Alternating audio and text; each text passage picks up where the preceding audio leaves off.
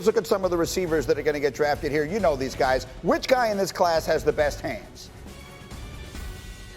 Dear Diary, I think that DeVonta Smith, the wide receiver from Alabama who caught 117 passes last season, has just the best hands in the draft. And that's hard because there are a lot of gifted receivers. But this guy, he catches the ball effortlessly. He plucks it through the air. And he had that one-handed signature catch against LSU that kind of reminds me of a play I saw years ago with a guy named Charles Woodson against Michigan State. I would have to go with DeVonta Smith as having the best hands. Diary. Well, next one. Who's the best athlete of all these guys, Des?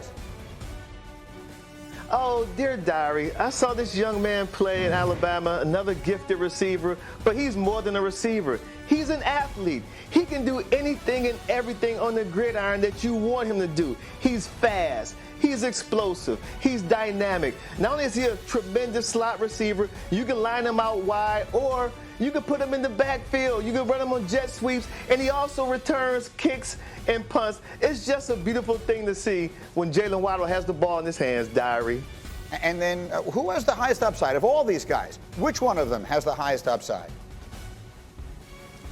Dear Diary, there's so much talent at the receiver position. And this guy right here, he's a tight end. Yeah, right. He's a receiver in a tight end's body. His name is Kyle Pitts. He's just a guy he's a once-in-a-generational talent. You don't see them that often. And then you have Jaylen Waddle, who I always talked about, an incredible athlete. DeVonta Smith, the Heisman Trophy winner. And don't forget about Jamar Chase, who in 2019 was the Biletnikoff Award winner as the best receiver in college football. All four guys, tremendous upside, Diary. That's really well done, and I like that you put Pitts in there with the receivers. That's what he is, and if he ever winds up getting the franchise tag, he better remember that as well.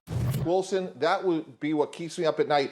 He's had 2 major injuries already. He missed 4 games in 2019 with a wrist. He's had shoulder surgery. Trevor Lawrence is built to last. He's big, strong, and physical, just as we compare him to Andrew Luck. And while Zach Wilson has those flash plays, and I like him, Greeny, we have to get used to saying this. Can he withstand the rigors of a 17-game regular season? And I've scouted Zach Wilson in person, and I just don't know. And if Chris Sims was running an organization, my gosh, to put all your chips in the middle of the table for a guy that's not that big, I just don't know.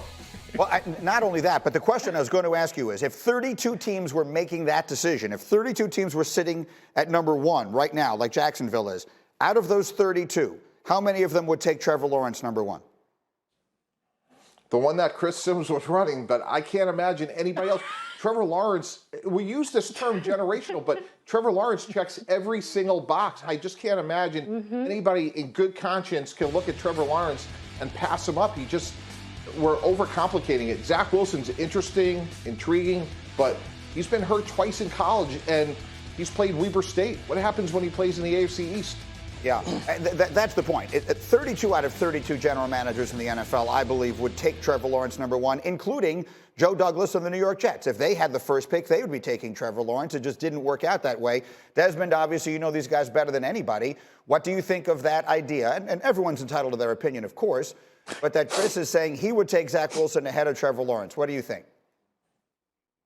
Well, it's laughable, but like you said, everyone are entitled to their opinion. But I think that you look at Trevor Lawrence. I was at Clemson's football camp about 2 years ago with my sons, and Trevor Lawrence just walked in there with t-shirt on and shorts, and you were just amazed at how big he actually is outside of his pass. And like Mike T said, you look at Zach Wilson. He's a slender-built guy. He's already been hurt. Don't forget, this guy's going to be the face of your franchise for hopefully 10 to 12 to 14 years.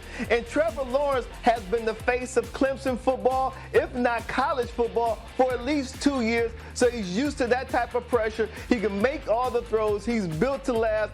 I just don't even see the comparison where you would risk all of that with the guy who didn't play the competition level. Don't forget, even though the ACC was weak, Trevor Lawrence played against the Alabamas. He played against the Ohio States. He played against the LSUs. Like, he played against the best of the best, and that's what you want when you're going to pick someone number 1 overall. Kimberly? It's easy for Chris Sims or anybody to say what they would do. The issue is your job's not on the line. These 32 GMs and head coaches, it's their jobs and their reputations that is on the line when they make these picks. I can't imagine anyone in the NFL picking anyone other than Trevor Lawrence with the first pick. It just doesn't make any sense to me. But we're all entitled to our opinions, but really it matters what all 32 GMs think. Do some draft quarterback superlatives. Mike Tannenbaum, of the quarterbacks in this draft, who's the best improviser? Zach Wilson, that's his game. He's unbelievable. Off platform, out of the pocket. He can get the ball down the field and green, most importantly, accurately. He is at best when he's improvising. All right, he right now figures to be the number 2 pick in this draft. Desmond Howard, who's the most accurate of the quarterbacks in this draft? I would have to go with Mac Jones. I tell you what, when you watch Mac Jones play, man, the ball comes out on time, so clean, and you talk about accuracy, and you also talk about ball placement. I had a conversation with DeVonta Smith, the Heisman Trophy winner. He said no matter how open we are, he always puts the ball in the place where we can keep running with it, especially like on bubble screens. So I would have to say Mac Jones is the most accurate quarterback. That is his calling card. And then back to Mike T. Which of these guys is the likeliest to lead his team to the Super Bowl? Let's not overcomplicate it. Trevor Lawrence, and as Desmond alluded to earlier, he's played against the Alabamas, the Ohio States, his whole career. It's not just a weak ACC schedule. He is the prototypical player, great character. He has a chance to be an all-time great. Never lost a regular season game at the collegiate or the high school level, so picking him to win does feel like a pretty safe bet. Thank you for watching ESPN on YouTube. For live streaming sports and premium content, subscribe to ESPN+.